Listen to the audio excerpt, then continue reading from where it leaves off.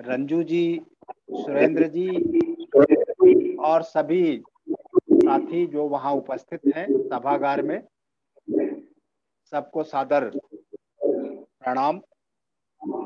बहुत प्रसन्नता हो रही है कि वाराणसी में लोक चेतना समिति ने इस कार्यक्रम की शुरुआत कर दी है। उत्तर प्रदेश के लगभग 50 से अधिक जिलों में साथी इसकी तैयारी कर रहे हैं और उन्हें एक तरह से रास्ता दिखाने का काम लोक चेतना समिति द्वारा हो गया है। उसकी शुरुआत को लेकर अभी मैं देख रहा हूं कि 10-12 जिलों के लोग यहाँ जुड़े हुए हैं, अलग अलग जिलों के जो प्रमुख साथी हैं, हापुड़ से, आगरा से, प्रतापगढ़ से, इधर पूर्वी उत्तर प्रदेश से, मध्य उत्तर प्रदेश से बहुत सारे लोग जुड़े हैं। कुछ बुंदेलखंड के भी एक आध साथी हैं। तो जो एक तरह से रीजनल कोऑर्डिनेटर या जिले के कोऑर्डिनेटर हैं वो यहाँ हैं। तो उनको प्रेरणा मिल रही है और अभी जिस तरह से भाई जी ने बताया और अभी आप लोगों की बातचीत से भी पता चला कि आप लोग ब्लॉक लेवल पर एक तरह से प्लान बना लिए हैं कि इस कैंपेन को, इस अभियान को कैसे आगे ले जाएंगे। ग्रामीण नेतृत्व विकास कार्यक्रम के नाम से इसकी शुरुआत हुई है। ये इसलिए कहा जा रहा है कि जैसा अभी बता रहे थे भाई जी आपको, शुरुआती दौर में वो कुछ आंकड़े भी आपको दे रहे थे और पिछले दिनों हम लोगों ने भी उसको गहराई से देखने की कोशिश की।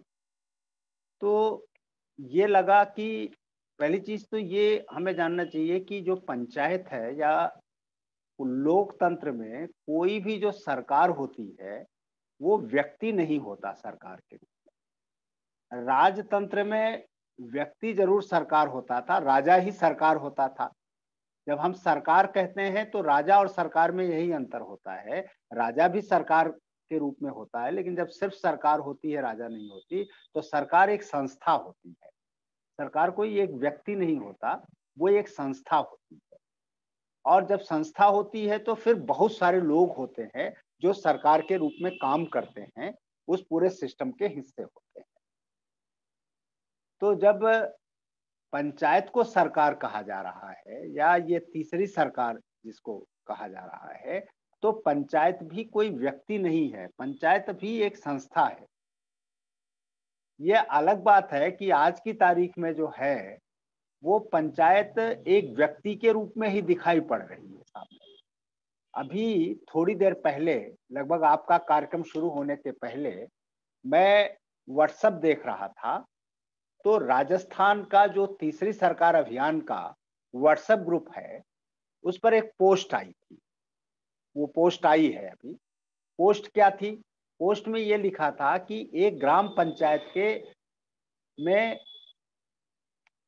ये जो सीसीटीवी कैमरा होता है वो ग्राम पंचायत में, पूरे ग्राम पंचायत में लगाया गया था। तो उसी को पोस्ट किया गया था और नीचे लिखा गया था कि ग्राम पंचायत के फला सरपंच ने अपने गांव में सीसीटीवी कैमरा लगाया, उससे गांव में बड़ी प्रसन्नता हो गई है और तमाम सरपंचों से को भी राजस्थान को चाहिए कि वो अपने यहाँ ये लगाएं और फला आदमी इसका उद्घाटन कर रहा है। मैंने बड़ा अच्छा लगा। मैंने नीचे उस पोस्ट पर एक नोट लिखा। मैंने लिखा कि ये कैमरा लगाने का निर्णय किसका था? क्या सरपंच जी का निर्णय था, या ग्राम सभा का निर्णय था, या ग्राम पंचायत का निर्णय था? ये लिखकर मैंने क्वेश्चन मार्क करके पोस्ट को वापस किया। वहां से लिख के आया, फिर थोड़ी देर में वो पोस्ट मेरे पास वापस आती है और लिखा होता है कि नहीं, चूंकि इस पंचायत का अपना एक अतिरिक्त रेवेन्यू जनरेट हुआ है, कुछ अतिरिक्त जो सरकारी धन नहीं था, कुछ दूसरा जो टैक्सों के द्वारा या कुछ और चीजों से जो संपत्ति का राजस्व आया था, जो टैक्स आया था, उसके आधार पर ग्राम पंचायत ने बैठ करके खुद निर्णय लिया और उसने उसका ग्राम पंचायत का निर्णय है ये सीसीटीवी कैमरा लगाना। तो फिर मैंने बड़ी विनम्रता से लिखा कि अगर हम इसको इस रूप में कहते कि ग्राम पंचायत ने सीसीटीवी कैमरा लगवाया और राजस्थान की दूसरी ग्राम पंचायतों को इससे एक उदाहरण ग्रहण करना चाहिए, तो शायद ये ज्यादा बेहतर होता और ज्यादा सही स्टेटमेंट होता। तो उन लोगों ने फिर किया कि हाँ साहब ये गलती हो गई, हम लोगों ने जो ये लिखा ये कोई सामान्य उन्हीं से गलती नहीं है। अभी पिछले दिनों एक बहुत बड़ा एक बड़ा प्रमुख अखबार उत्तर प्रदेश में निकलता है, उसका नाम है गांव कनेक्शन। वो गांव कनेक्शन ऑनलाइन भी है और निकल रहा है और गांव के ही सवाल को लेकर बहुत अच्छा काम गांव कनेक्शन अखबार कर रहा है। गांव कनेक्शन अखबार के एक संपादक जी ने मुझे फोन किया, कहा साहब उत्तर प्रदेश में प्रधान का चुनाव फिर से होने जा रहा है, प्रधानी का चुनाव होने जा रहा है, हम आपका इंटरव्यू लेना चाहते हैं। तो मैंने उनसे तुरंत पूछ लिया, प्रधानी का चुनाव या पंचायत का चुनाव होने जा रहा है, क्या होने जा रहा है? तो वो एकदम से सकपका गए, चौंक गए बेचारे। कहते नहीं नहीं वो पंचायत का ही चुनाव समझ लीजिए। हमने कहा समझ ले पंचायत का चुनाव या वो पंचायत का चुनाव है और आप उसे प्रधानी का चुनाव कह रहे हो। मैंने उनको फिर समझाया कि मीडिया भी कितनी बड़ी गलती कर रहा है, और गलती नहीं कर रहा है बल्कि जो इंप्रेशन आ रहा है समाज में कि ग्राम पंचायत का चुनाव हो रहा है, ब्लॉक पंचायत का चुनाव हो रहा है, जिला पंचायत का चुनाव होने जा रहा है, लेकिन कहा यह जा रहा है कि प्रधानी का चुनाव होने जा रहा है। तो प्रधानी मतलब प्रधान या व्यक्ति एक पद इतना इंपॉर्टेंट हो गया कि पूरी की पूरी संस्था उसमें समाहित हो जा रही है। अब इसका वजह क्या है? क्या सच में ये स्थिति है कि एक व्यक्ति ही बहुत इंपॉर्टेंट हो गया है? तो दिखाई भी यही पड़ता है, क्योंकि पिछली बार जैसे अभी नीति भाई जी बता रहे थे कि 2015 का जब चुनाव हुआ और उस समय जो आंकड़े निकल करके बाहर आए वो चौंकाने वाले थे। क्योंकि पहले तो ये आया कि उत्तर प्रदेश में 22% ग्राम सभाओं का नोटिफिकेशन नहीं होने जा रहा है। अखबार में पहला बड़ा एक न्यूज आई कि जब दिसंबर के लास्ट में पंचायतों का चुनाव जब हो जाता है तो चुनाव के बाद उसका नोटिफिकेशन होता है। जब वो नोटिफिकेशन होगा तब पंचायत का गठन माना जाएगा। तो वो जैसे होता है ना, जो एमएलए विधानसभा का लोकसभा का चुनाव हो जाता है, चुनाव के बाद फिर उसकी वो नोटिफिकेशन किया जाता है। तो उस नोटिफिकेशन के बाद विधानसभा और लोकसभा जो है वो मानी जाती है कि अब गठित हो गई। ठीक उसी तरह जब ग्राम पंचायत का चुनाव हो जाता है तो ग्राम पंचायतों का नोटिफिकेशन होता है, हर ग्राम पंचायत का। तो उस समय 59,316 ग्राम पंचायतें थी। तो पता चला कि उसमें से 22% ग्राम सभाओं का नोटिफिकेशन नहीं हुआ। तो ये नोटिफिकेशन क्यों नहीं हुआ? तो पता चला कि अधिनियम की एक धारा है, वो धारा ये कहती है कि जब तक 2/3 वार्ड मेंबर नहीं चुन लिए जाएंगे, पंचायत सदस्यों का चुनाव नहीं होगा, तब तक पंचायत का नोटिफिकेशन, ग्राम पंचायत का नोटिफिकेशन नहीं होगा। तो इसके मतलब कि वो जो 22% ग्राम पंचायतें थी जिनकी संख्या लगभग 13,000 ग्राम पंचायत होती है, तो प्रदेश की 13,000 ग्राम पंचायतों का नोटिफिकेशन इसलिए नहीं हो रहा है कि उनके 2/3 सदस्य मतलब हुआ 9 से 15 का सदस्य होते हैं, तो अर्थात 6 से 10 सदस्य भी नहीं चुने गए।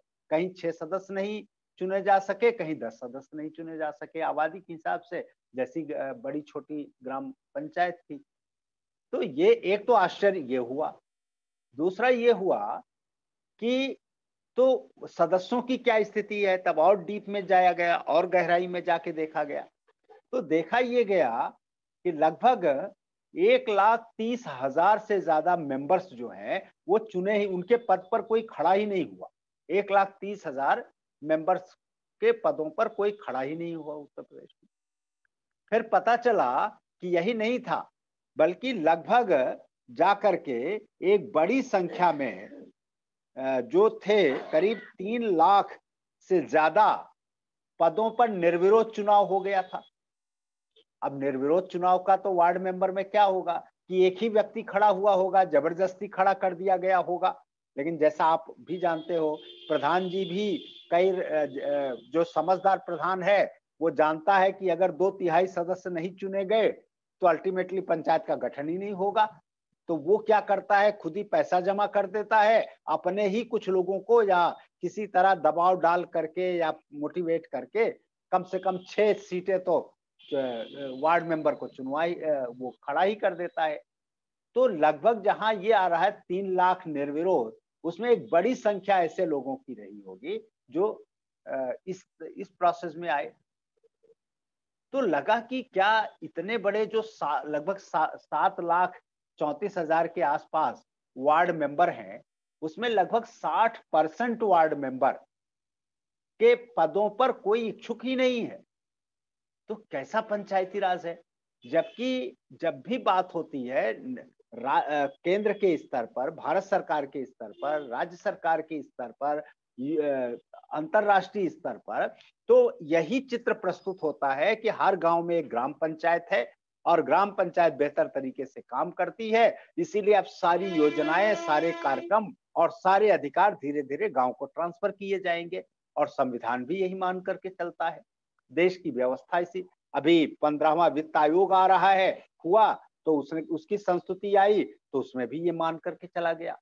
तो एक तरफ एक चित्र बनता है जिससे देश की मुख्य विकास की धारा को तय किया जाता है और सच्चाई जमीन पर कुछ दूसरी निकल करके आती है कि वहां पर तो पंचायत के नाम पर बहुत निराशाजनक स्थिति हो गई है। तो ये जो 2015 का चुनाव था, उसने उस समय आंख खोला हम लोगों का, और उसी समय ये हुआ कि ये वार्ड मेंबर, चूंकि जो संविधान है, संविधान जब पंचायत कहता है तो उसमें कहीं प्रधान जी का या सरपंच जी का नाम ही नहीं आता। अभी मैंने पूरा एक पेपर तैयार किया है जो भेजा है, शायद वो आपको बटेगा भी, आप लोगों तक भी जाएगा, कि उसमें ये होता है कि पंचायत तो चुने हुए सदस्यों से बनती है, तीनों लेवल पर सदस्य ही पंचायत को बनाते हैं। तो पंचायत बनती ही सदस्यों से है। आपका उत्तर प्रदेश या कुछ और राज्य हैं जहां पर प्रधान जी का डायरेक्ट चुनाव होता है, लेकिन बहुत सारे राज्य हैं जहां सिर्फ वार्ड मेंबर चुने जाते हैं और वार्ड मेंबर ही प्रधान का या सरपंच का चुनाव करते हैं। तो पंचायत तो वार्ड मेंबरों से बन जाती है, वो अपना अध्यक्ष बाद में चुनती है, जैसे ब्लॉक पंचायत और जिला पंचायत बनती है। ब्लॉक पंचायत तो जो मेंबर चुने जाते हैं उनसे ब्लॉक पंचायत घोषित हो जाती है, उसका नोटिफिकेशन हो जाता है, और जब नोटिफिकेशन हो जाता है तब जाकर के उसका ब्लॉक प्रमुख चुना जाता है, बाद में उसका ब्लॉक प्रमुख मीन्स उसका अध्यक्ष चुना जाता है। तो बहुत सारे राज्यों में इसी तरह ग्राम पंचायत भी चुनी जाती है। तो पंचायत में महत्वपूर्ण जो होता है वो मेंबर होता है, वार्ड मेंबर होता है, जो सदस्य होता है वही सबसे ज्यादा महत्वपूर्ण होता है। ये संविधान भी कह रहा है और राज्य का अधिनियम भी कह रहा है। राज्य का अधिनियम ग्राम प्रधान के लिए एक धारा बनाता है कि ग्राम प्रधान पदेन सदस्य होगा ग्राम पंचायत का, अर्थात वो प्रधान बन गया इसलिए वो ग्राम पंचायत का सदस्य नहीं हो गया। अध्यक्ष अलग से चुन लिया गया, लेकिन अगर वो धारा ना होती तो वो ग्राम पंचायत में बैठ नहीं सकता था। वो धारा ग्राम प्रधान को पदेन सदस्य के रूप में अधिकार देती है कि अब वो ग्राम पंचायत का पदेन सदस्य होगा, तो वहां जाकर के वो उसका सदस्य बनता है ग्राम पंचायत में। तो ये जो टेक्निकल चीजें हैं, ये जो वैधानिक और संवैधानिक व्यवस्थाएं हैं, ये बहुत महत्वपूर्ण है। लेकिन चूंकि इनकी जानकारी नहीं है, इसके बारे में कोई अवेयरनेस नहीं है, तो इसलिए वार्ड मेंबर का पद जो है वो बहुत महत्वहीन हो गया है आज की तारीख में।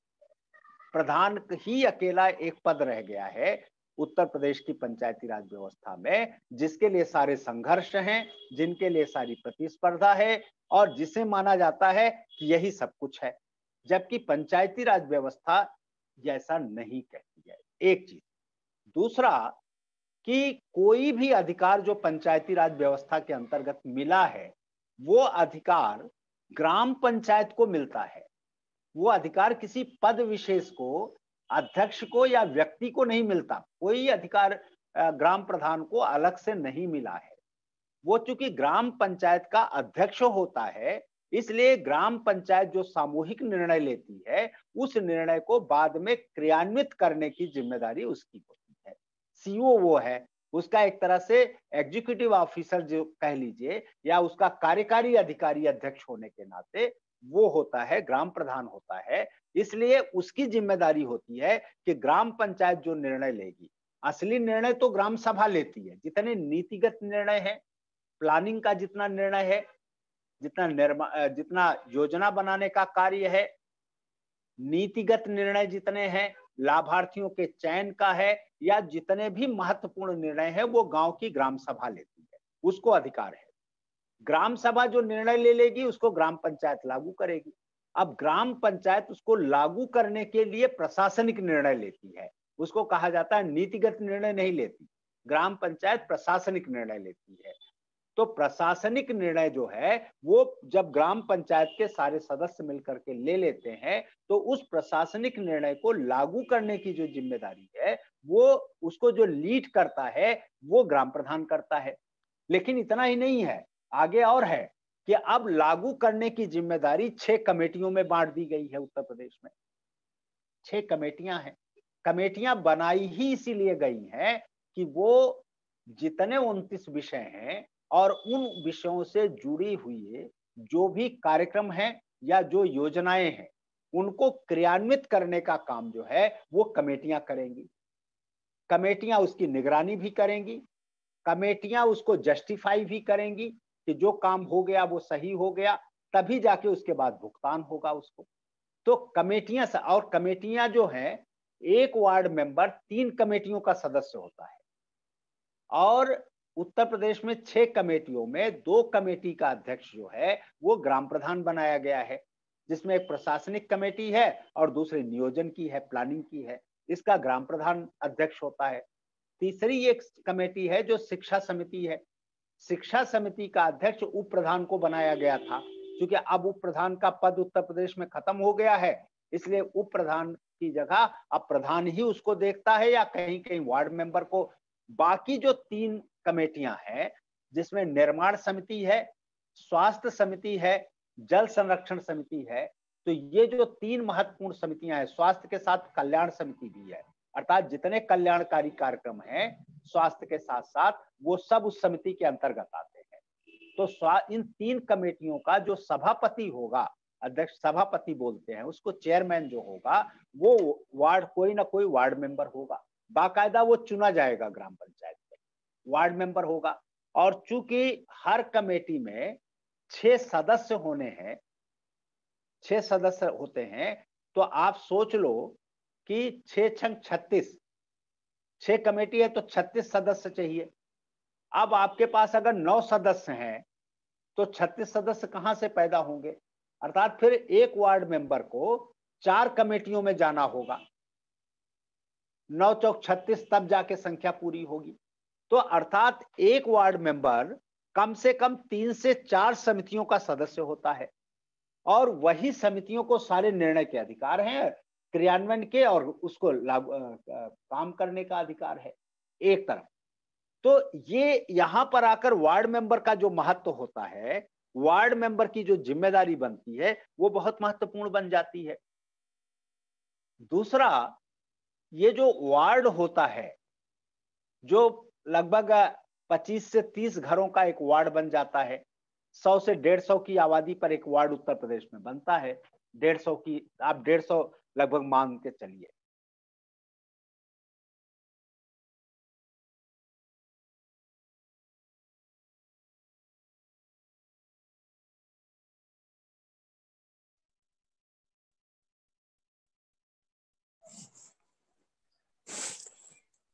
सर वॉइस नहीं आ रही है आपकी। वार्ड मेंबर हो,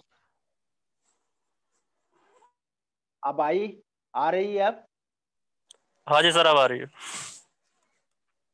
ओके। तो मैं ये कह रहा था कि ये जो वार्ड मेंबर है वो अपने वार्ड का एक तरह से अध्यक्ष होता है, वार्ड का नेता होता है, और उसकी अपनी वार्ड सभा है।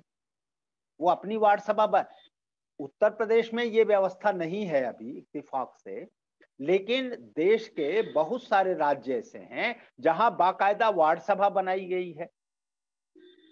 जम्मू कश्मीर में वार्ड सभा है, राजस्थान में वार्ड सभा है, केरल में लगभग वार्ड सभा जैसी स्थिति है, पश्चिम बंगाल में उसको ग्राम संसद कहते हैं वार्ड सभा को।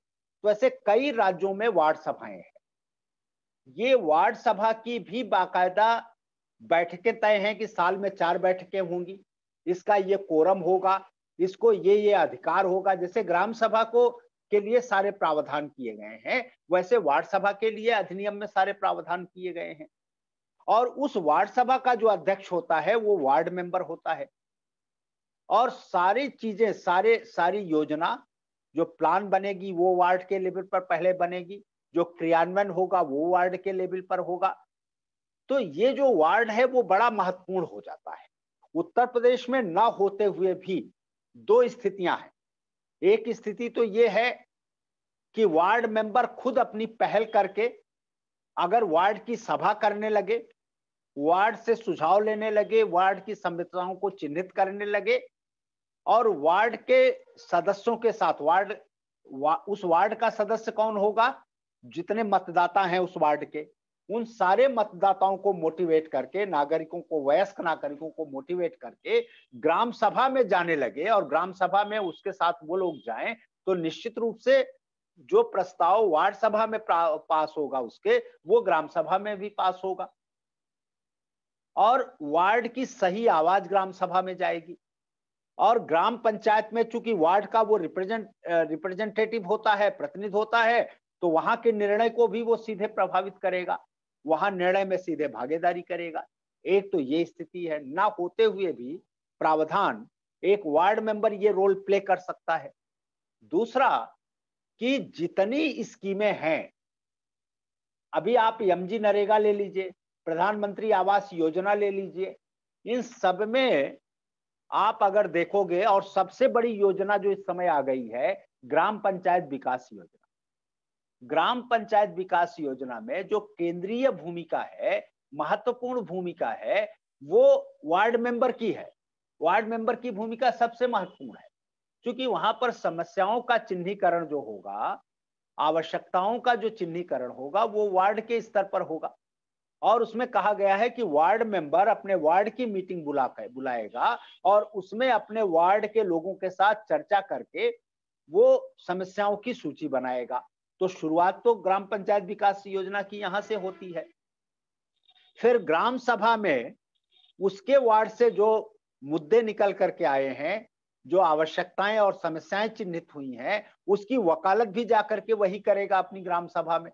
तब जाके ग्राम सभा में प्राथमिकीकरण या प्रायोरिटी तय होते समय उसके वार्ड की समस्या तय होगी, सूची में आएगी, और फिर उस पर प्लान बनेगा, और प्लान बन करके फिर ग्राम सभा में उसकी स्वीकृति होगी। तो एक तरह से वार्ड मेंबर की जो भूमिका है वो सबसे महत्वपूर्ण भूमिका होती है, ये कहने का मेरा आशय है। लेकिन स्थिति क्या है, स्थिति आप देख रहे हो। यही नहीं, बल्कि जब वार्ड मेंबर के चुनाव, पंचायत के चुनाव हो गए थे, और उसके बाद हम लोगों ने प्रतापगढ़ और सोनभद्र में कुछ सघन क्षेत्रों में कुछ प्रयोग के काम शुरू किए थे, तो वहां पर यह हुआ कि चलिए हम लोग जरा पंचायत का सर्वे करें।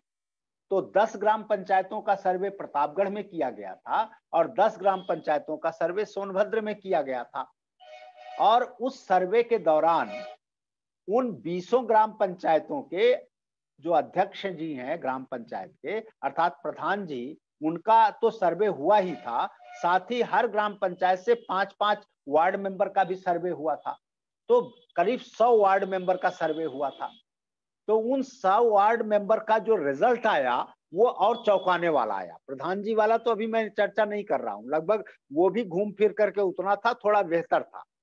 लेकिन वार्ड मेंबर का जो सर्वे रिपोर्ट आई वो तो चौंकाने वाली थी। पता चला कि उस वार्ड मेंबर में 97% अर्थात 100 में 97 लोगों ने ना तो 73वां संविधान संशोधन सुना था, न पंचायती राज अधिनियम के बारे में कुछ जानते थे। उनमें से लगभग 95% ऐसे थे जिनको ये भी नहीं पता था कि गांव में कोई कमेटी बनती है और उस कमेटी का मैं सदस्य हूं। तो ये तो सुना था कि कहीं कुछ लोगों ने, लेकिन किस कमेटी के सदस्य हैं 95 वार्ड मेंबर नहीं बता पाए कि वो किस कमेटी के सदस्य हैं। कितनी बार वो बैठकों में गए उनको खुद नहीं पता है, जाते ही नहीं। साहब ये तो पहली बार आप सर्वे कर रहे हो तो मुझे पता चल रहा है, नहीं शुरू में एक पहली मीटिंग हुई थी उसी में आया था, उसके बाद तो कभी मीटिंग होती नहीं। ग्राम सभा के बारे में ठीक से जानते नहीं। तो पता चला जो चुन करके आए हैं, जिनको चुना गया वो भी माशाअल्लाह हैं। जो नहीं चुने गए, जहां नहीं चुनाव हुआ वहां की स्थिति तो दुर्भाग्यपूर्ण है ही है, अफसोसजनक है ही है। लेकिन जो चुन करके आए हैं उनमें भी 95% चिंताजनक स्थिति में है। तो ये तो बहुत ही पंचायती राज व्यवस्था की बहुत कमजोर कड़ी की बात हो रही है, बहुत कमजोर स्थिति है। तो ये हुआ कि इसके लिए हो क्या सकता है। तो इस सारे अध्ययन के बाद और सारे अनुभव के बाद यही तय हुआ कि भाई जब तक गांव में सही नेतृत्व नहीं विकसित किया जाएगा, सही लोग पंचायत चुनाव में और स्पेशली वार्ड सदस्य के रूप में आगे नहीं आएंगे, तब तक पंचायती राज व्यवस्था ठीक नहीं हो सकती। तो ये हुआ कि क्या वजह है, क्या गांव में नेतृत्व नहीं है, क्या गांव में लीडरशिप का अभाव हो गया है। जनरली लोग कहते हैं भैया अब गांव में कौन रह गया, गांव तो सब छोड़ के चले गए, गांव में अब कोई काबिल आदमी थोड़ो रह गया है। ऐसा आप जनरली मुंह से पढ़े लिखे लोग सुनते हैं, उनके मुंह से। तो सुनने से तो यही लगता है गांव खाली हो गया है। लेकिन जब गांव में बैठ करके उस चीज को गहराई से देखा गया तो बड़ा आश्चर्य हुआ कि ऐसा नहीं है। गांव में जो खाली हुआ है ना, वो दो तरह के लोगों से खाली हुआ है। एक तो अस्थायी रूप से वो हुए हैं जो संपन्न वर्ग के लोग थे, जो उच्च जातियों के संपन्न वर्ग के थे, वो नौकरी मिल गई, व्यवसाय हो गया गांव शहर में, तो वो शिफ्ट हो गए या बच्चों की वजह से शिफ्ट हो गए, वो कुछ शिफ्ट हुए। दूसरे जो गरीब तबका है, बिल्कुल गरीब तबका, जो मजदूर तबका है, वो बीच बीच में शहर जाता है। कुछ तो ऐसे हैं जो सुबह जाते हैं, शाम को लौट आते हैं शहर से, दिन भर मजदूरी किया, शाम को गांव लौट आ रहे हैं। कुछ हैं जो महीने 2 महीने 4-6 महीने के लिए जाते हैं, बड़ी संख्या में। लेकिन ये जो बीच का तबका है, जो आज भी खेती किसानी के काम में लगा हुआ है, जो आज भी गांव की रीढ़ है, जो सच में जो गांव का गांव वाला है, वो अभी भी गांव में टिका हुआ है, अभी भी गांव में है वो। और उसके अंदर लीडरशिप की कोई कमी नहीं है। तो देखा ये गया कि गांव में लीडरों की कमी नहीं है, लीडर चिन्हित किए जाने लगे। तो पता चला कि गांव में जब कोई समस्या आती है तो उस समस्या के बारे में जब लोगों को रास्ता नहीं सुझाई पड़ता, तो गांव में हर मोहल्ले में, हर 10-15 गांव में कोई ना कोई एक व्यक्ति जरूर होता है, वो पुरुष भी हो सकता है, महिला भी हो सकती है, जिसके पास लोग सलाह लेने जाते हैं। वो बताता है कि कहते हैं भैया ये फंस गया है, आगे हमको क्या करना चाहिए समझ में नहीं आ रहा है। तो बता देता है कि आगे का रास्ता ये है, आप जाओ ऐसा कर लो। और जब ऐसा बता देते हैं तो जब उसको करने जाता है वो, तो लगता है कि उसका काम हो गया। तो ये जो सही सलाह देना, रास्ता दिखाना, यही तो नेता का काम होता है ना। असली नेता तो यही होता है। तो ओपिनियन लीडर के रूप में गांव में बहुत सारे लोग मौजूद हैं, स्त्री और पुरुष में। कम्युनिटी लीडर के रूप में भी लोगों की कमी नहीं है, बहुत सारे कम्युनिटी लीडर हैं। अभी युवा देखिए, वॉलीबॉल की कई टीमें आपके गांव में है।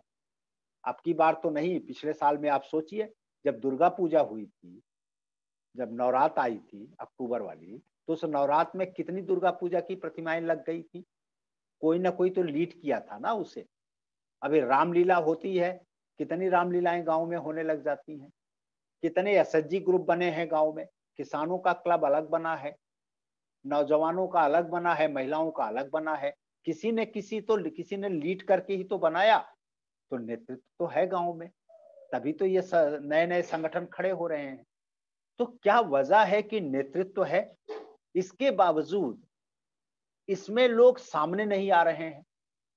तो पता चलता है कि एक ही पद यहाँ लोगों का वही सरपंच प्रधान का रहता है, सारी लड़ाई उसके लिए होती है। वार्ड मेंबर का तो कोई महत्व ही नहीं। तो ये हुआ कि अगर लोगों तक ये जागरूकता ले जाई जाए, ठीक से ग्राम सभा के बारे में लोगों को बताया जा सके, इसलिए अभी जो कार्यक्रम आपके सामने रखा गया कि ग्राम सभा गौरव कार्यक्रम चलाया जाए, ग्राम सभा की जो महत्ता है और ग्राम सभा की जो इम्पोर्टेंस है, विशेष करके संविधान और अधिनियम की दृष्टि से या गांव के अपने समाज की दृष्टि से। गांव सभा तो गांव का समाज है ना, गांव की मूल ताकत है ना, वही तो गांव है और उसकी ताकत के आगे तो सब झुकते हैं। तो अगर उसकी ताकत का एहसास, उसके गौरव को प्रतिष्ठित किया जा सके ग्राम सभा के, तो ग्राम सभा के गौरव के साथ वार्ड सभा का गौरव बढ़ सकता है। और वार्ड सभा का गौरव बढ़ेगा तो सिर्फ अध्यक्ष का गौरव ही नहीं बढ़ेगा, अर्थात प्रधान का ही गौरव नहीं बढ़ेगा, वार्ड मेंबर का भी गौरव बढ़ेगा। और कम से कम ये लोगों को बताया जा सके कि देखो वार्ड मेंबर की ये इंपॉर्टेंस होती है, वार्ड मेंबर के बारे में ये अधिकार और उसके ये प्रावधान किए गए हैं और अपने वार्ड का असली वही नेता होता है। जिस दिन ऐसा लोगों को समझ में आएगा, एक चीज। दूसरा ये कि जो अलग अलग मुद्दों को लेकर गांव में संगठन बन रहे हैं या जो भी समूह या समुदाय खड़े हो रहे हैं, आप देखिए सांस्कृतिक कार्यक्रम को लेकर, खेल कूद को लेकर के, महिलाओं और बच्चों के कल्याण को लेकर के, रोजगार को लेकर के, आय वृद्धि और गरीबी उन्मूलन को लेकर के, यही तो है ना, जल संरक्षण को लेकर के, ये जो अलग अलग तरह के गांव में संगठन खड़े हो रहे हैं, अगर उनको ये बताया जाए, उनको ये समझाया जाए कि ये जो पंचायती राज है ये अपने आप में गांव की सरकार है और इसको संविधान ने जो 29 विषय दिए हैं, आप सबके विषय उसमें समाहित हैं। कोई भी ऐसा विषय नहीं है जिस पर गांव में लोग काम कर रहे हैं, गांव में अलग समूह खड़े हो रहे हैं, वो पंचायतों के अंतर्गत नहीं आता। और जब पंचायत के अंतर्गत आता है तो उस कार्य के निष्पादन के लिए संवैधानिक अधिकार है और रिसोर्सेज भी है।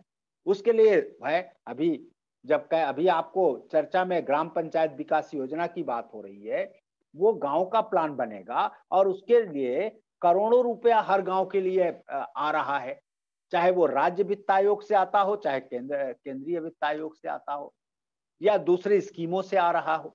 ये सारे संसाधन गांव में उपलब्ध हैं और इन्हीं संसाधनों को जोड़ करके, इनको कोऑर्डिनेट करके गांव का 5 ईयर प्लान बनाना है।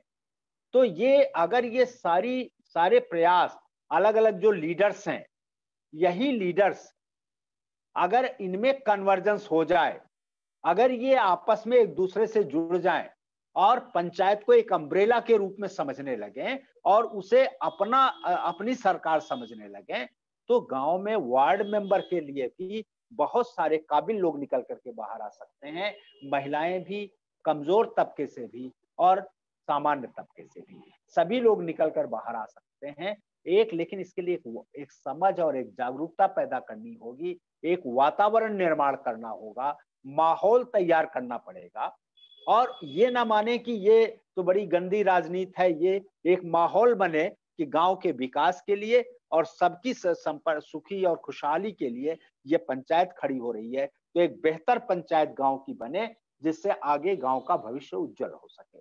अगर ये हम समझ बांट सकें, लोगों तक जानकारी ले जा सकें, उस जानकारी को उनकी समझ में कन्वर्ट कर सकें और उस समझ के साथ हम गांव में एक अच्छा माहौल बना सकें जहां लोग निकल करके बाहर आ सकें, तो निश्चित रूप से जो सही पंचायत है वो सही अर्थों में गठित होगी। इसीलिए ये पूरा का पूरा जो कैंपेन है, ये पूरा का पूरा कार्यक्रम है जो ग्रामीण नेतृत्व विकास का, ये है। और आज की तारीख में, और सिर्फ इसी के लिए नहीं, आज की तारीख में चूंकि पंचायत चुनाव हमारे सामने है, संभवतः फरवरी या मार्च में पंचायत चुनाव होने जा रहा है, तो उस हमारे पास जो 3-4 महीना है, हमें इस समय फोकस करना चाहिए पंचायत के नेतृत्व पर।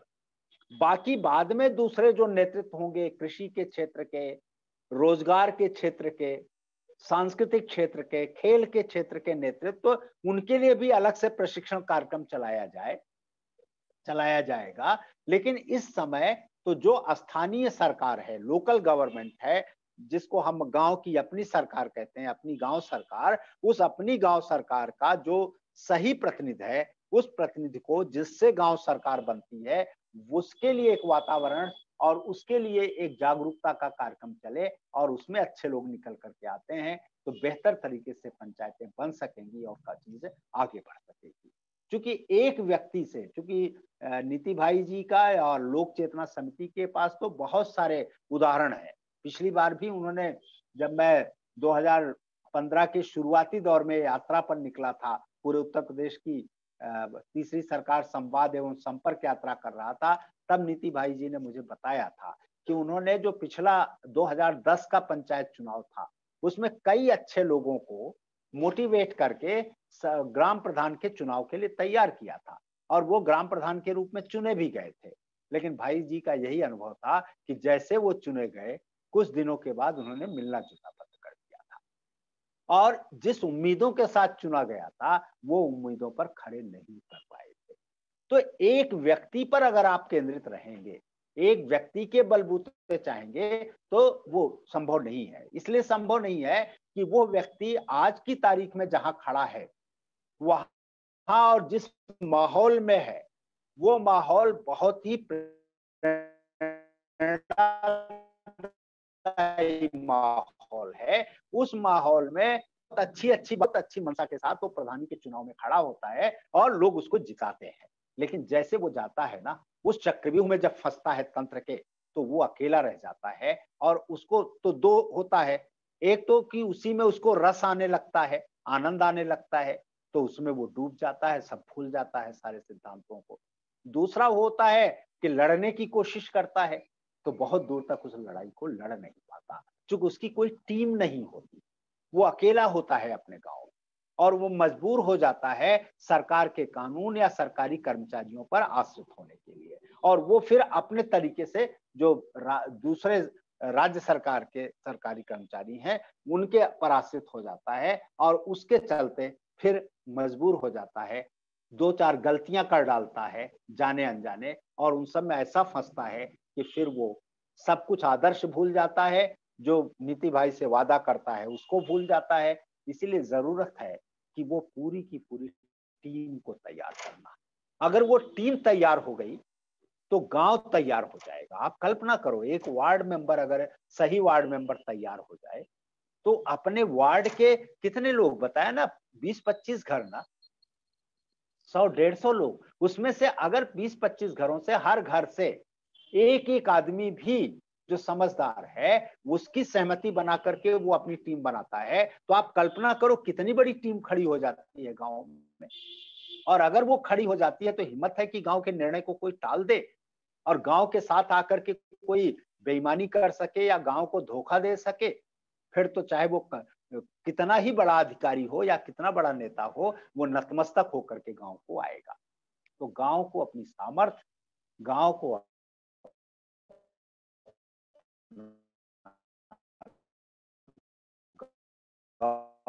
गौरव फिर से अगर वापस खड़ा करें और इसके लिए यह अवसर है कि जो पंचायत चुनाव आ रहा है उसमें वार्ड मेंबर के रूप में भी अच्छे लोग निकल करके आए, सक्रिय लोग निकल करके आए और उनको आगे ले जाया जाए। ये पूरा का पूरा अभियान इसी बात के लिए संचालित किया जा रहा है। कैसे आप इसको करोगे, गाइडलाइन तो आपको दे दी गई, एक दिया है भाई जी ने, लेकिन वास्तव में गाइडलाइन तो रास्ता है, दिखाती है, दिशा देती है, लेकिन वास्तविक वहां पर कार्य कैसे होगा, वास्तविक रूप से यह कैसे संचालित होगा, इसको तो वहीं की स्थानीय परिस्थितियों के हिसाब से, वहां की जरूरतों के हिसाब से आपको अपने तरीके से कार्यक्रम बनाना होगा, लक्ष्य को दृष्टि में रखते हुए कि परिणाम ये निकल आए, उसकी दृष्टि से क्या तरीके हो सकते हैं, क्या उपाय हो सकते हैं, ये आपको, आपसे बेहतर कोई नहीं जानेगा। आपके गांव में, आपके एरिया में आपको उस दिशा में आगे ले जाना है और सामाजिक कार्यकर्ता जो आप सारे वॉलंटरी सेक्टर के लोग हो, आपकी भूमिका सबसे महत्वपूर्ण है क्योंकि ये काम आप ही कर सकते हो, सरकार ये काम नहीं कर सकती। सरकार तो मतदाता जागरूकता कर देगी, वो नहीं। आपको ग्राम सभा सदस्यों की जागरूकता का अभियान भी साथ में चलाना होगा, वो भी एक अलग वो होगा, इसके साथ जुड़ेगा। ग्राम गौरव अभियान के, ग्राम सभा गौरव अभियान के साथ ग्राम सभा सदस्यों की जागरूकता का कार्य करें, क्योंकि वो समझ सकें कि वो खुद विधायक हैं, वो खुद निर्णय लेने का अधिकार उनके पास है। और ये जो पंचायत है, ग्राम पंचायत बन रही है, ये उनके द्वारा अपना मंत्रिमंडल बनाया जा रहा है और वो खुद उस मंत्रिमंडल के मालिक हैं। जब तक चाहेंगे वो रहेगा, जब चाहेंगे उसको वापस बुला लेंगे। जिस दिन ये समझ उनके अंदर आएगी, उस दिन इस पर पकड़ बनेगी। और ये कुल मिलाकर के ये चीजें एक दिन में तो होनी नहीं है, इसके लिए तो सतत प्रयास करना है। तो अब की कोशिश में हो सकता है हम 2-4 कदम और आगे बढ़ जाएं। पिछले 2015 में जब हम लोगों ने ये कोशिश की, ये तीसरी सरकार अभियान में लोक चेतना समिति का बहुत मेजर रोल है। जिस यात्रा की बात मैं कर रहा हूँ ना, ये यात्रा जब निकली थी और इसकी शुरुआत जो हुई थी, नंदलाल भाई ने करवाया था और रंजू जी उसमें शामिल थी, नीति भाई, सारे लोग। इनके ही नेतृत्व में ये यात्रा शुरू हुई थी, बनारस से ही शुरू हुई थी। और फिर बनारस में ही दूसरे दिन इसी चेतना समिति के जिस कार्यालय में आप बैठे हो, जहां यहीं बैठ करके पहली सभा की थी हमने, पहली बार बातचीत की थी कार्यकर्ताओं से, और उसके बाद फिर पूरे उत्तर प्रदेश के 40 जिलों में गया था। तो बनारस तो उसका नींव है, वहीं से शुरुआत हुई थी। और अब की बार भी जो नए सिरे से ये काम शुरू हो रहा है, उसमें भी बनारस का सबसे मेजर रोल है। लोक चेतना समिति ने उसमें नेतृत्व लिया है। मैं उसके प्रति आभारी भी हूँ और उसे बधाई भी देता हूँ और प्रसन्नता भी व्यक्त करता हूँ। बहुत बहुत धन्यवाद।